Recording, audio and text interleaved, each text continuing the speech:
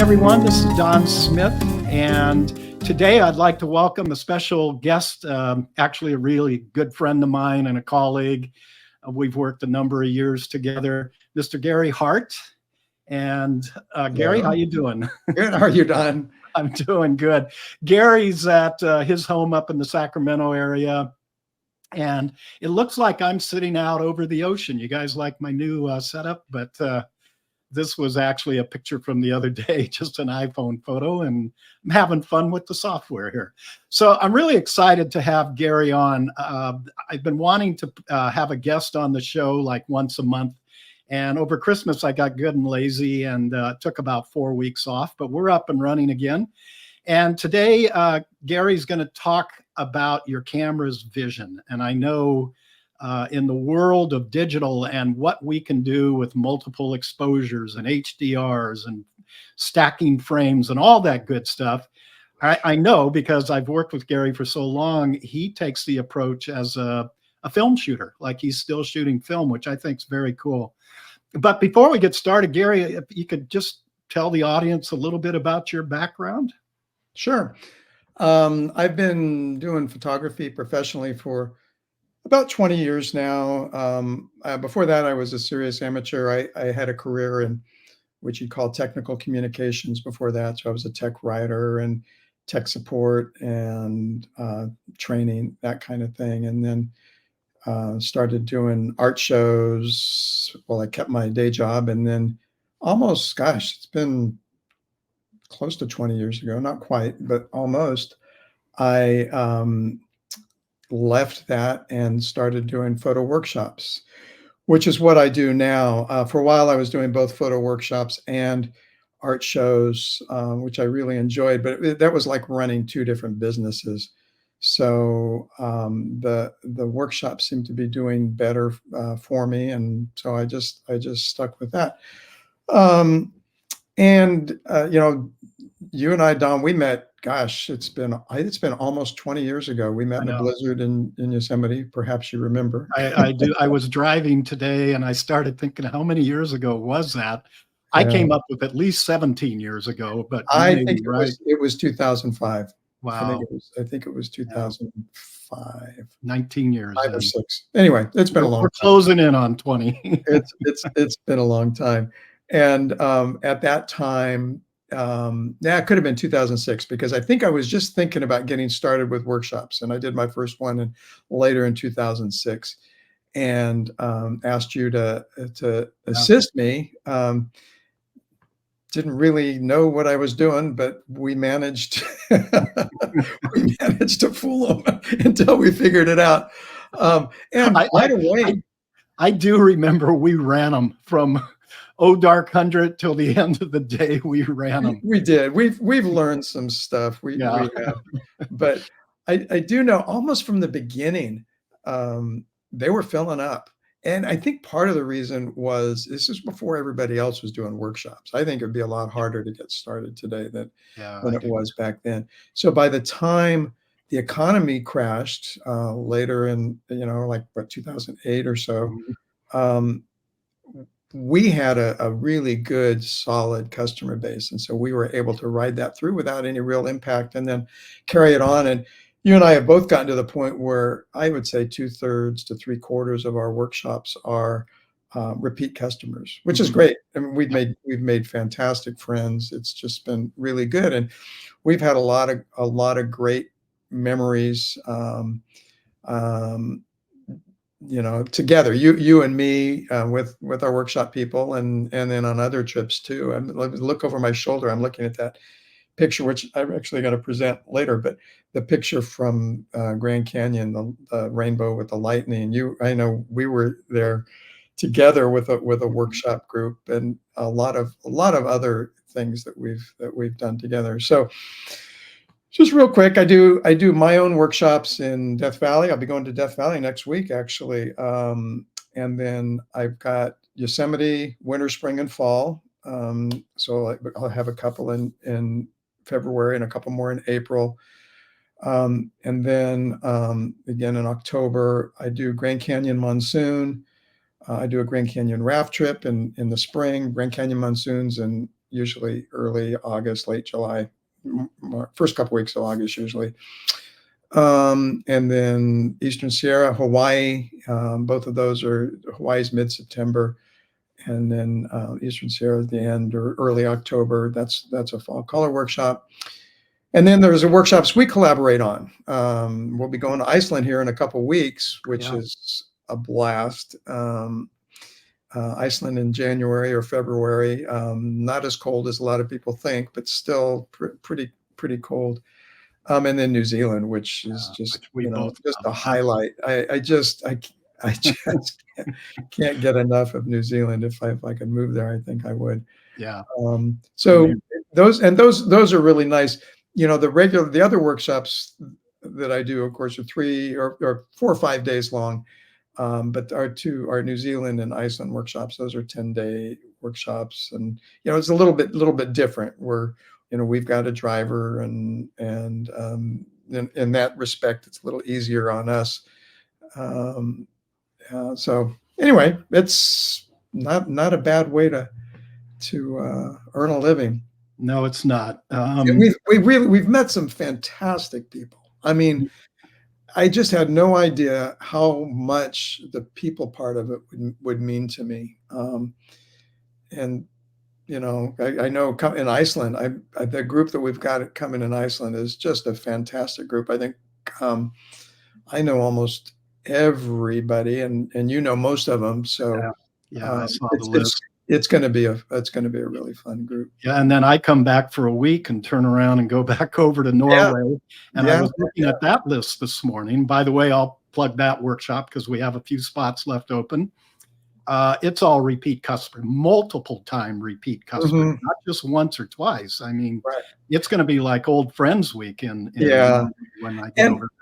It's great getting the new customers. I don't want to make it sound like, I mean, it really is. It really is. But it's also really nice seeing the people that we know so well too. So it's really fine either way. There's pluses.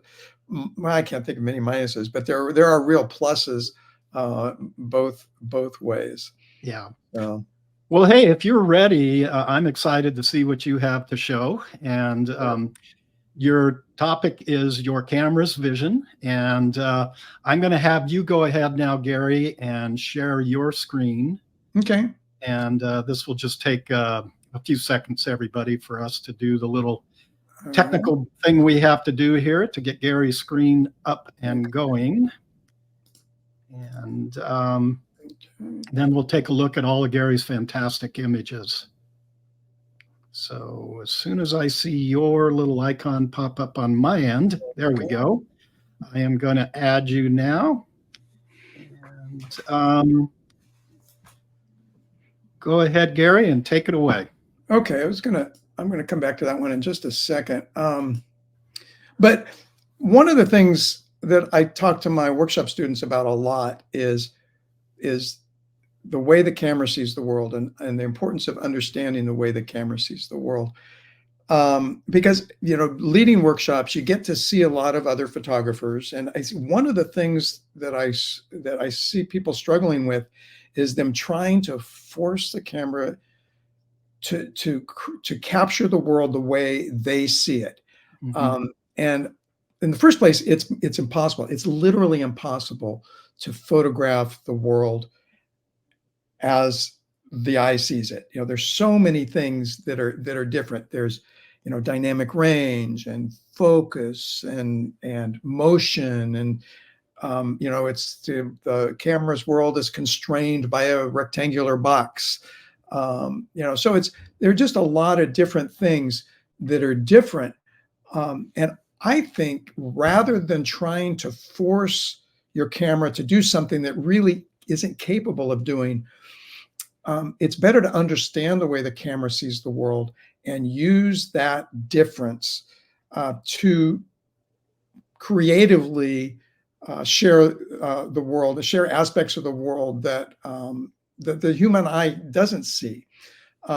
And so I like to start with this image. This demonstrates, dynamic range. So one of the things that we hear a lot as photographers is that the way it really looked?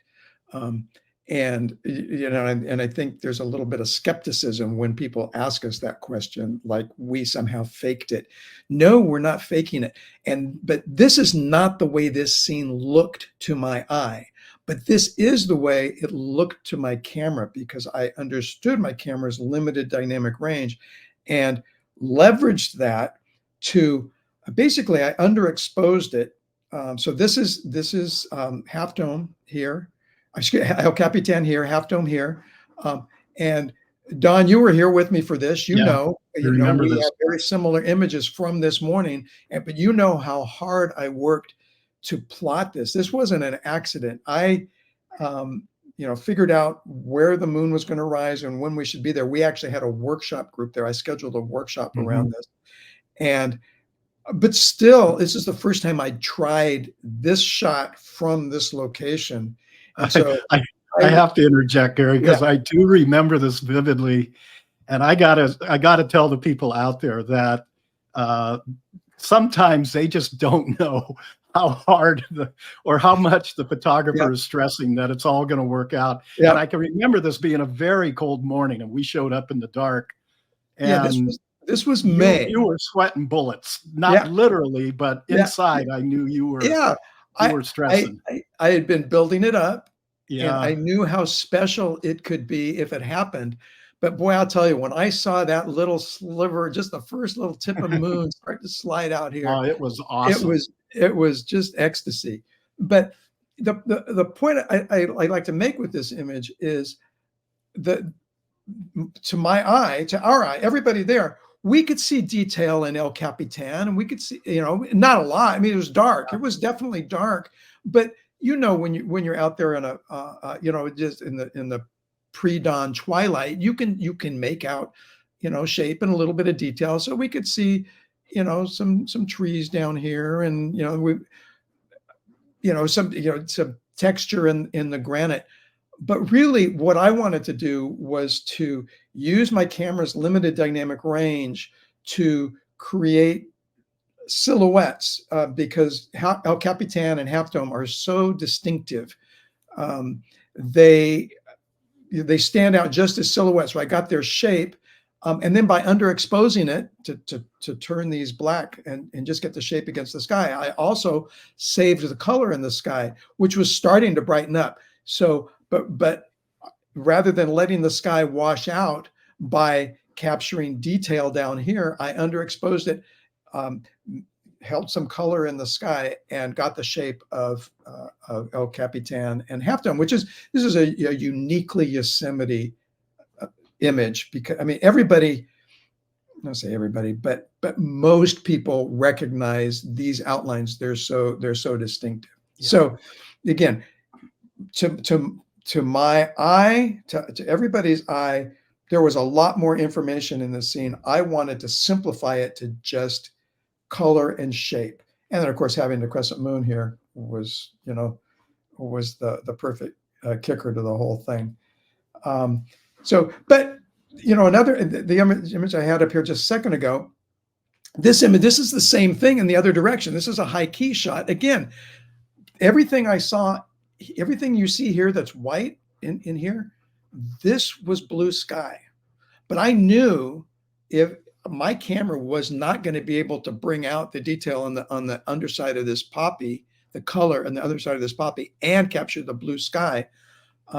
So I just turned that sky into a white background. That if you have your blinking highlights set, you can just imagine when I looked at this picture, all this was completely just blinking like crazy. It was all completely blown out.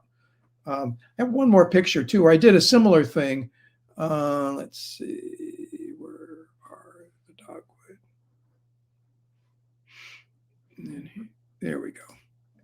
Same kind of thing. That's blue sky. Just got underneath the dogwood, and a dogwood have a beautiful translucence. So if you can get sunlit dogwood and get on the backside, underneath side, they tend to glow.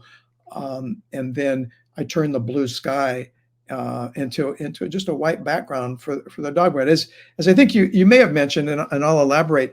I don't do any kind of blending, or everything I do with one click. So, and then I don't do, like, I don't do background replacement. I don't do any of that stuff in Photoshop. I like my creativity to be in the camera, not in the computer. So processing is an important part of what I do, but the processing is to get the most out of what I got in the camera, and not to, change the picture and add things to the picture that weren't there.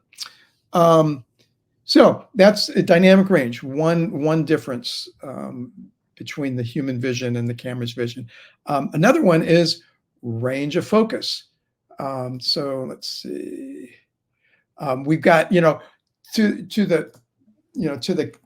the camera, or to the human eye, you can see, near, you can see far. The camera handles focus a little bit differently. And I like to use that difference to emphasize aspects of my scene. I wrote an article for Outdoor Photographer. I think we forgot to mention in my during the intro, I'm a writer as well, so I've got a weekly blog that I do. But I wrote an article not long ago for Outdoor Photographer. May it rest in peace. Yeah. Where I talked about creative selective focus, where I use focus techniques to soften my background and focus the eye where I want it to go. So what you see here, these poppies, this is, getting down on the ground, macro lens with extension tube, so I could get really close. Everything that you see back here is that's out of focus is a field of poppies. We had a whole hillside. And if you know California, not every year, but many years, we get these poppy blooms that are just absolutely breathtaking. And, entire hillsides are gold. This was one of those times. And so I got up really close. I was just a few inches from these poppies, wide open, probably f2.8 with my macro lens. And I just focused. The only thing that's sharp here is really this edge right here. I think this edge might be sharp too, but just right in here. And the rest of it is some degree of soft. There was another poppy here that's, obviously it's not so soft that you can't figure out what it is. But then the rest of the poppies were a little farther back, and they just softened to color.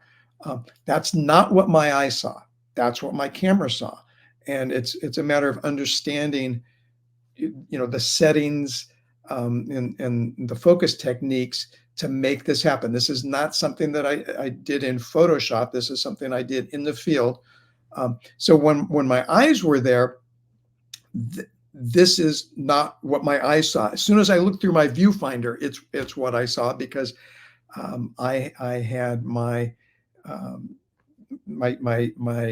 focus set up to I was wide open as the lens would be when you look through the viewfinder. But this is one of my oldest pictures, and it's still one of my very favorites. Yeah, I can see why. Yeah. So let's see. Another thing that a lot of people fail to appreciate, I think they know it on a certain level, but photography is an attempt to render a three-dimensional world in a two-dimensional medium. And you can't do it. We lose the dimension that we're missing is depth. So we can't actually capture depth with a conventional image, but we can create the illusion of depth by things that by the way we compose and focus. So let's see here. Here's an example. This is a scene. I was giving a private tour to a customer quite a few years ago. I'd always visualized this picture, never gotten a situation to capture it until this day. these are little pools. There had been a thunderstorm that afternoon. We got up there right after the storm, so the pools were full. And I got down on the ground. I actually set this shot up at probably a half hour before sunset because I could see all the ingredients were in place for a real nice sunset. We had the sun's behind me. We had a hole on the horizon, so I knew the clouds were going to get light. The air was perfectly clean. A lot of people don't understand that you need clear air. The cleaner the air, the better the color will be. And so we had, the rain that had been, or the atmosphere had been scoured by the rain. And we got some spectacular color. And so, but the idea when you're doing a scene like this, always have to be thinking about that missing dimension and how to introduce elements to create the illusion of depth. So I'm always looking for something for my foreground. If my primary subject's in the background, I don't just settle for that subject. I look for a subject to put with it, or vice versa. If my primary subject's in the foreground, then I'm always looking to make sure I've got the best background for it. So here, Half Dome's kind of the star of the show at Sentinel Dome. There's actually a lot of stars there. You take the hike, it's about a mile hike up to the top of Sentinel Dome, and it's 360-degree view. But Half Dome's right there. It's not too far away. So I just got down really low because I wanted to get some of this color reflected in the water. And the only way to do that was to get down as low as possible. So I got down low. I put these little pools in my foreground. And then I just waited for the sky to light up. I probably focused in here. You have to, understand a little bit about focus. If you're trying to focus, a lot of people make the mistake of they do it right when they put something in their foreground to go with the background, but then they make the mistake of focusing on the closest thing in the picture, which is a mistake. The reason it's a mistake is you get focus in front of your focus point. So if you focus on the closest thing in your frame, then you're going to get focus in front of it that you don't really need. So that's just where it's important to understand hyperfocal technique. And you always want to focus a little bit behind the closest thing. So when I get a scene like this, I identify the closest thing that needs to be sharp, and then I focus a little bit behind it. And the real art to that is knowing how much a little bit is, because it varies with a lot of things. And that's a whole different topic we won't get into. Yeah. I do have some blog articles about stuff like that too. So if you want to go poking around my blog, it's www.garyhartblog.com. You can find it that way, or you can come to a workshop. So anyway, this idea of creating the illusion of depth by finding, having subjects near and far. And another thing that's really important is to avoid merging subjects.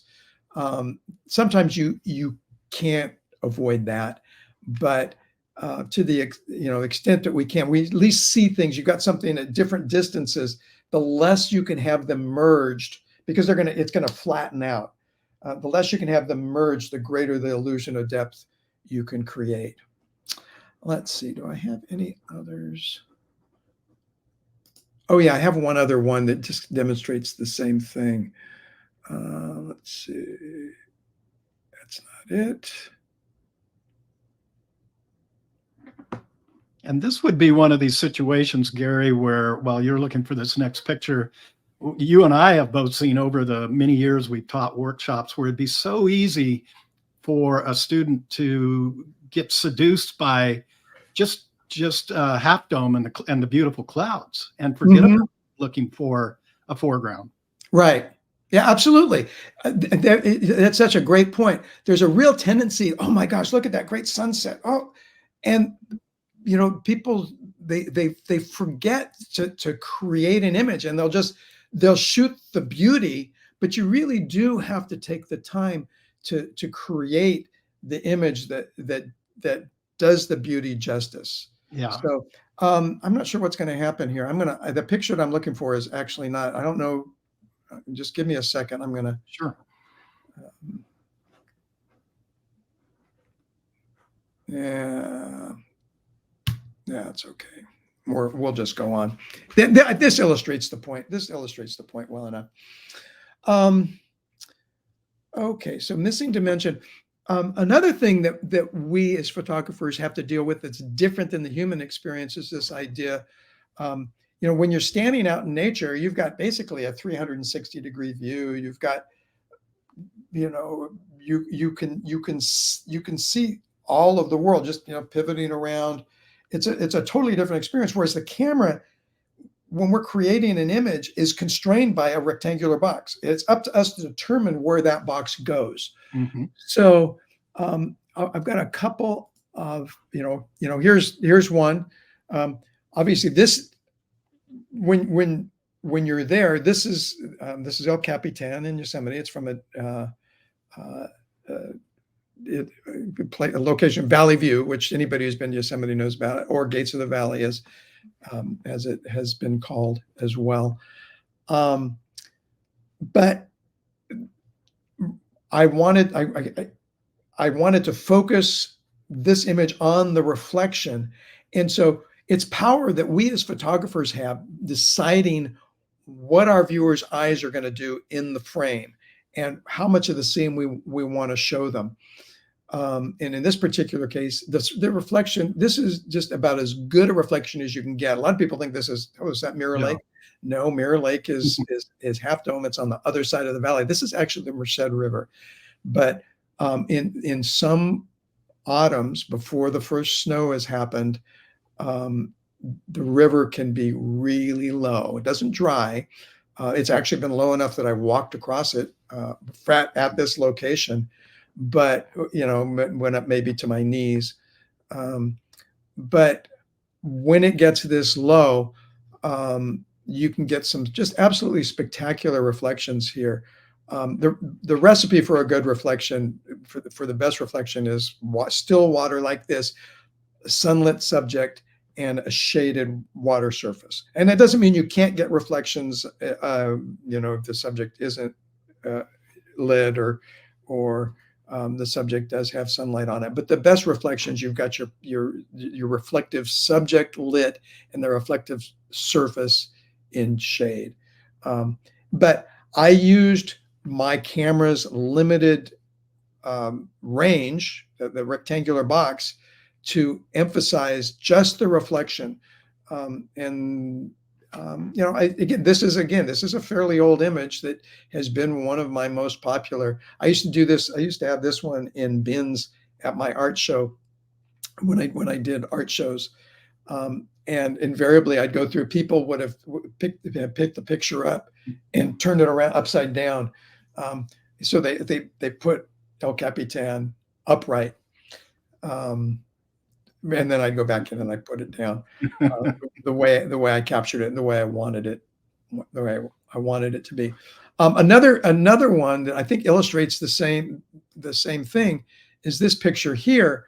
This has actually been on a couple magazine covers, and it's just a simple little picture, but this really illustrates the power we have as photographers, where when I'm there at this scene, there's a bunch of leaves. This is Bridal Veil Creek beneath Bridal Veil Fall, so there's leaves everywhere, rocks, cascades. There's a lot going on. It's a busy scene. Trees up above. You can kind of see the fall through the trees, and by taking the borders of my camera of my view through my viewfinder, I was able to completely eliminate all that busyness and focus just on this one leaf on a rock. Now, I know people are asking, did you put that leaf there? No, I don't do that. I think the natural world is beautiful enough. It doesn't need my help. But I look for things like this I can isolate. Oh, by the way, I have no idea This leaf could have been put there by a photographer who was there a half hour for me. I have no idea, but this is the way I found it. And I photographed down here enough to know I've seen leaves, they fall from the trees, they land on these wet rocks and they do kind of stick. But I always look for something I can isolate in my frame to make it, I want my picture to be about something. So this picture was about this leaf. And I just positioned myself and then framed it so it completely isolated this leaf and this cascade from all of the other stuff that was going on around it. Okay. Another thing and this is something that the camera really does better. We're always complaining about the cameras, oh, I wish we had more dynamic range and blah, blah, and focus. And so people are doing focus stacking and HDR and all those things I don't do. And I'm not saying there's anything wrong with that stuff. It's just not the way I photograph. But one thing that the camera does beat the human eye in is this ability to accumulate light. So to be able to pull light out of by keeping the shutter open and accumulating it in the sensor now, the way we're currently shooting. And so, it allows us to do things, here's a Milky Way shot. This is the Puna Coast on the Big Island of Hawaii. I don't do any I hear a lot of blue hour blends and other things. This is one click. I was actually with a workshop group here. It was not the smartest thing I've done. This was not the safest location to take a group of people out to in the middle of the night. Because right beneath me is about a 15-foot drop onto rocks like this. And it was quite dark. And since then, I've found a better place to do this shot that's a little bit safer, and we can get a similar result if we're fortunate enough, which on the Big Island it often doesn't happen. There are no clouds. But anyway, this is not what my eye saw. It was a lot darker to my eye. But because I could keep my shutter open and I went with high ISO, I was able to capture the Milky Way brighter than what my eye saw. I mean, it's beautiful on a dark sky like this, but you can't see it that well. And also this rugged lava rock, and this rock here is probably no more than I'm not sure. I'd have to look at it, but probably a few hundred years old or less. Most of the stuff down on the coast, the Puna Coast, is relatively new rock. In fact, there's some of the areas we go in my Hawaii workshop where I've been doing the workshops there longer than the coastline has been there. There have been some lava flows just in the last few years or so that are brand new that's added coastline. So I have a couple more pictures I'd like to share. I think I've got one. Let's see. Oh, here. I had to get a New Zealand picture in here. Oh, yeah. This is one of our favorite spots. And one of the reasons I really like this is similar. It's dark. We're out there. This is not nearly as treacherous. We parked the car. We walked maybe 30 feet out to the side of Lake Wakatipu. And it's just this nice, peaceful coastline. We get to watch the Milky Way come up. If you'll notice, we're in the southern hemisphere. The Milky Way is actually reversed from what we see in the northern hemisphere. If you go back, if you look at the bright part here and go back and look at the picture I just showed you. I don't see it now. There it is. The bright part is actually up here. And you can also see how high the Milky Way is in the sky down there too. But anyway, And this is the Large Magellanic Cloud. Um, I think it says in my label, it says small. I'll have to double check. I'm not as familiar with the Southern Hemisphere sky, but we have two satellite galaxies of the around our Milky Way, so they're gravitationally connected to the Milky Way.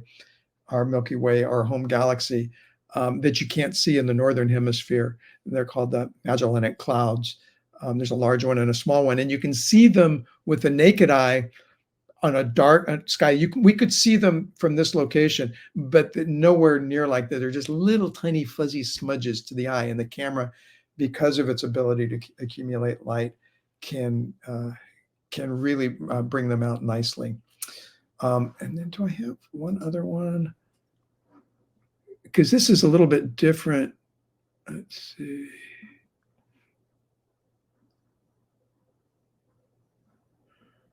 Yeah, I don't. Let's see. I'm going to go away here for a second. There we go.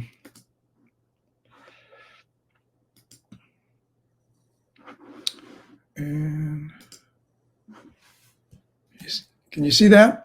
Yes. Okay, so this is, I'm going to bring something up from the Iceland trip because it's a question that comes up a lot. This is another thing that really illustrates what the camera can do that the eye can't do. People say, well, do you see the color when you see the Northern Lights? You can, although it takes an especially brilliant Northern Lights display to see the color, but the camera can always see the color better than the eye can see. Yeah, for sure. I got to tell you though, even though you don't see as much color with the eye as the camera reveals, so we see all these spectacular Northern Lights pictures.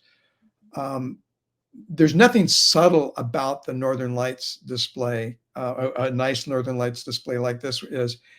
And I don't care how beautiful a picture you get, there's nothing like seeing it in person. Yeah. And I know you'd agree, Don. Oh, definitely. It is, even if you don't see the color as vividly as you see this, to have the entire sky there, it was doing stuff behind us too. Yeah. This was just last January on our trip.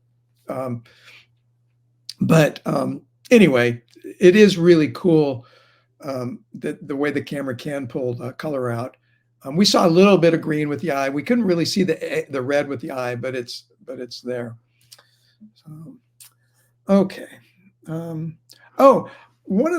cool thing that the camera can do, and this has to do with motion, and what I call it expand time.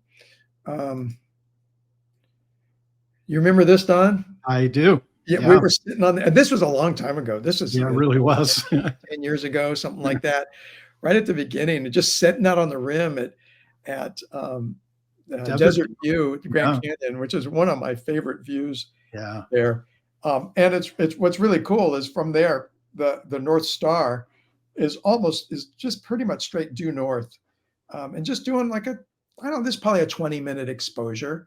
Yeah, I think that's about what we did. Yeah. Yeah, and again, is this the way it looked to us? Obviously not. It didn't look anything like this to us.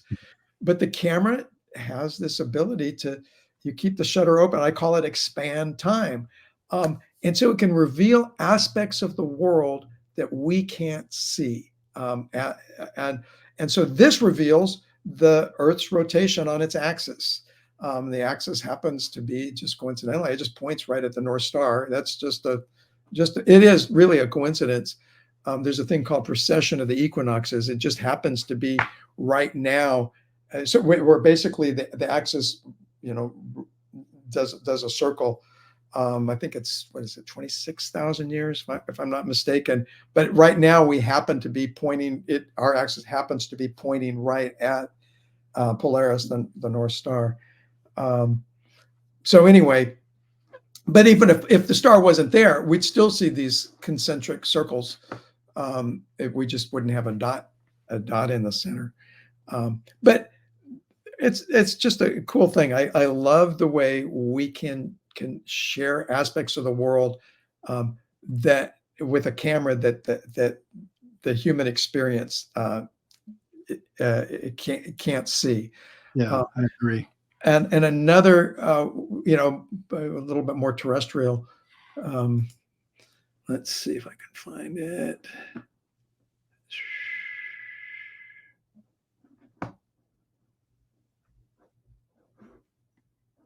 Let's see, is it not here?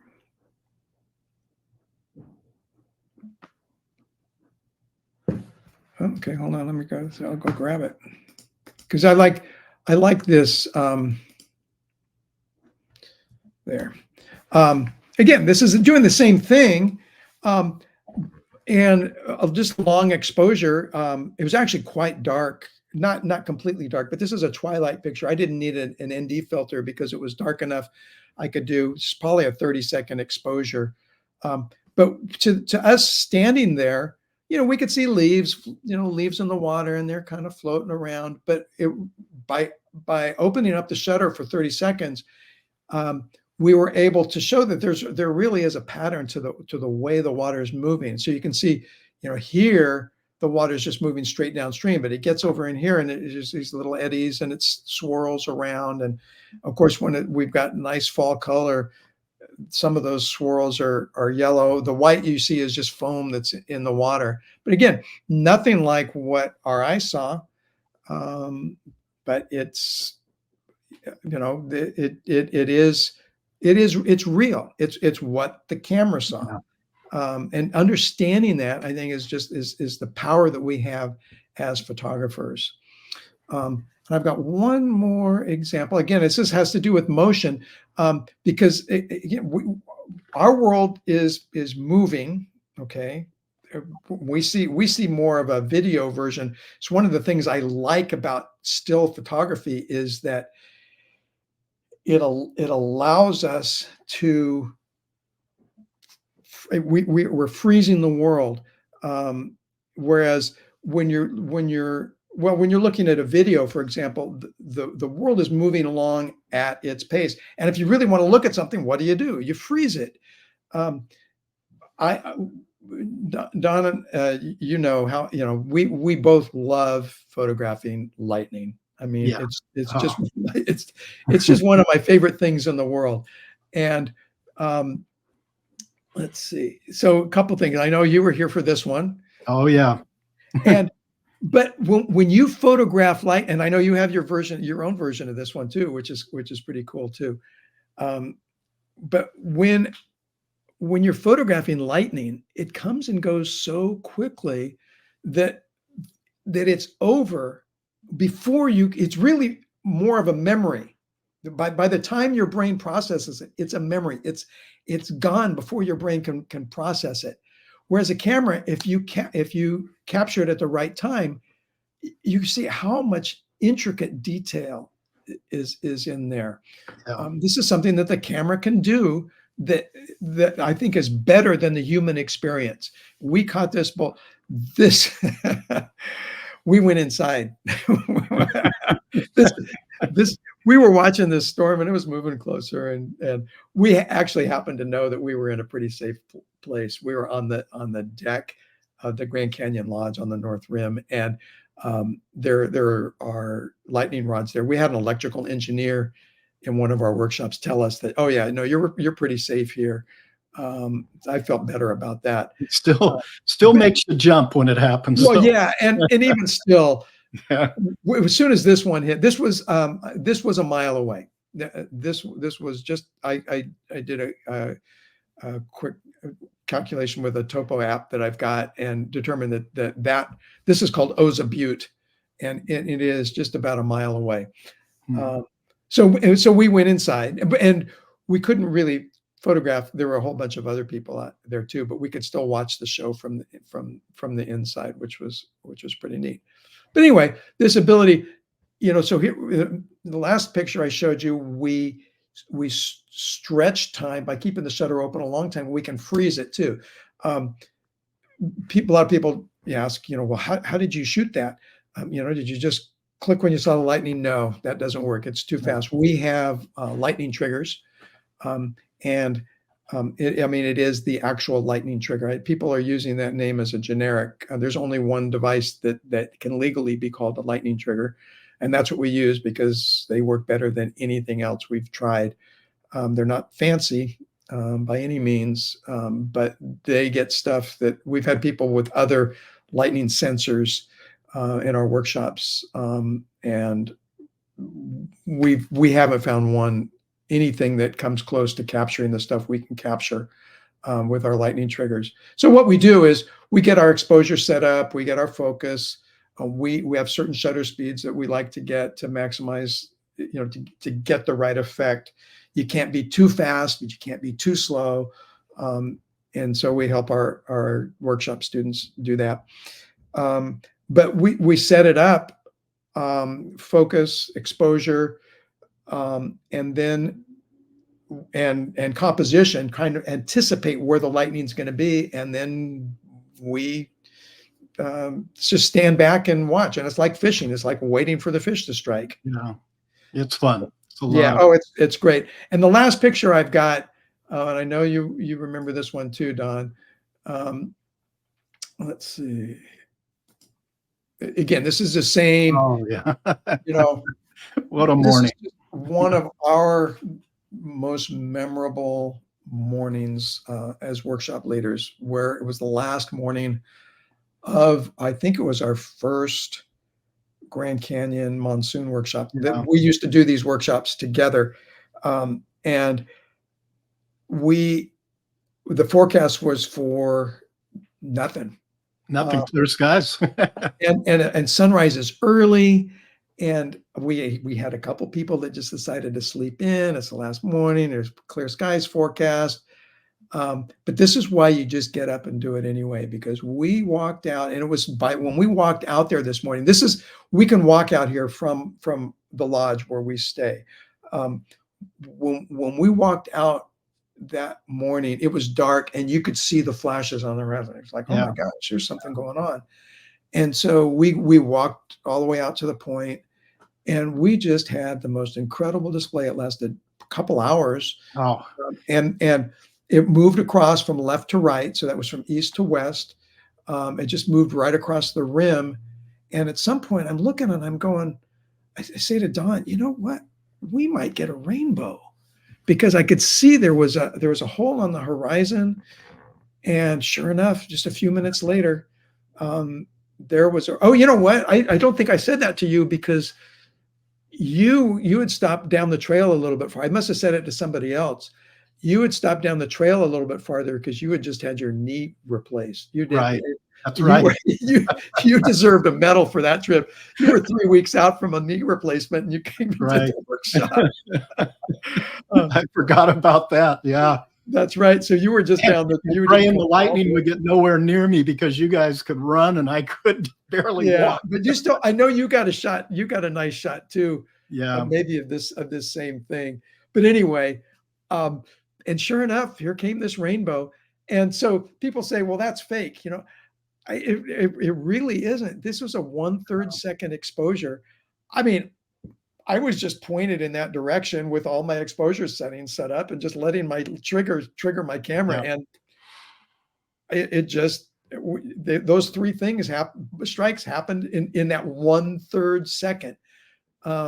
It's just one of the most exciting moments of my life. That whole show was pretty spectacular. Yeah. And this was the grand finale, I guess. But anyway, the whole point with this is, I don't even think I saw these 3 bolts hit. I mean, these things were going on, and I'm working with workshop students and things like that. But they come and go so quickly. We'll be out there with our trigger set, and if somebody goes, "Oh my gosh," if you're not looking, by the time somebody reacts to a lightning strike and you look up, it's gone. Yeah. But the camera can capture that, and it's forever now. Yeah. So, and you still do that workshop, Gary. This was one you and I started doing together. And when I started cutting my schedule back, this was one I kind of reluctantly let go. And I miss it, because I can remember that, like you said, when you go out to do this, you're not really sure what you're getting. you may see something and you're going, oh my gosh, I hope my camera, the trigger got that.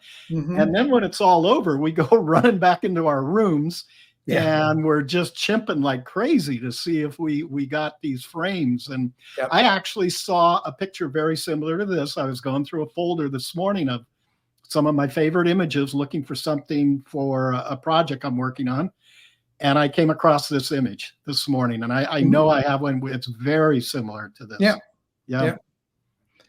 So So anyway, but again, I hope, by sharing all these images, I've conveyed the importance of understanding the way of understanding the way your camera sees the world and how it differs from the way you see it. And there's no obligation to reproduce the world. We're not trying to do journalistic photography. right. Okay, we're trying to do artistic photography. And for me, artistic photography isn't creating things that aren't there, but it is trying to convey the world in ways that the human experience can't do. Yeah. So, Um, and it really is. It's not simply composition. And again, this could also be another talk in and of itself. But it really is important to be able to manage your exposure variables. I call it the creative triad: motion, light, and depth. So you have to be able to do things with motion. You have to do things with light and do things with depth of field. And all of those things require the ability to manage your exposure variables, to control the depth of field, to control the motion, or to control the light. You can't just go and let your camera decide. Well, you're going to get a good exposure, but is that exposure gonna blur some motion you want frozen, or is it going to freeze some motion you want blurred? Is it going to make something sharp that should be soft, or make something soft that should be sharp? You really need to control all those things yourself. Fortunately, that kind of control is easy. People get really intimidated by camera settings, and it is really quite simple. And once you learn it, and it really does just take a few minutes. It takes a few minutes to learn it. It takes a lot longer to master it. But once you've learned it, you say, yeah, that really is pretty simple. And then you just have to keep working on it until you've got it mastered. I agree. Well, hey, I guess we're going to wrap this up here. We did a good job at keeping it right to about the How time about we that? planned. So I want to thank you, Gary, for taking the time to come on. I know you're about ready to go out to Death Valley, and then I'm going to be seeing you over in Iceland. And I Yeah. just was texting back and forth with our guide and good friend Albert Dross this morning. Yeah. I'm Yeah, looking forward to seeing him again. it'll be fun to see him. So I want to thank all of you if you've hung in here with us. You guys have seen some amazing photography. Check out Gary's workshops. www.garyhartphotography.com. Or you He's you doing just- way more than I am at this point, but I'm still teaching, and I plan to still teach. I'm just down to about 8 workshops a year now. And about how many do you have now, Gary? Oh gosh, a dozen, 12 to 15, depending on, a few variables. Yeah. Something like that. So Gary, if you could just go to GaryHartWorkshops.com, it'll take you right to my schedule, which you Right. can also get to by going to my website. Great. Yeah. So And check out, I know for this year we're sold out for Iceland. We had a couple still spots have a open space or two in New Zealand. in New Zealand. Yeah, I know there's 2 people very interested in taking those last 2 spots. So, but send Gary an email, or you can send me and I'll forward it to Gary. And we'd love to see you guys. And we're going to definitely have both those workshops again next year. So we hope to see you down the line in one of our workshops. And Yeah. so, Gary, we'll wrap this up. I'll let you have your evening off here. All right. Have a great workshop out in Death Valley, and I will see you, I guess, in Seattle in about a couple weeks, and we'll fly over to I think Reykjavik. 2 weeks from today, we leave. That's true. Yeah, yeah, and off to Reykjavik. And Yeah, and the two airlines we use both fly the Boeing 737 Max jet. So how we'll, comforting. yeah, we'll see. Hopefully, maybe they'll stay grounded for for just a couple weeks If the longer. window blows out, I certainly hope it's on the Seattle side and not on the I'm Iceland keeping side. my seatbelt fastened. I'm not taking any chances. Okay. Well, once again, I appreciate it. And I thank Sure. all of you for spending the time with us. And I hope you found this enjoyable and educational. And I know I did. I always love looking at Gary's images. So check them out online, and we will see you guys down the line. Thanks, Don. This has been great. Okay. Thank you. Bye-bye, everyone. Bye.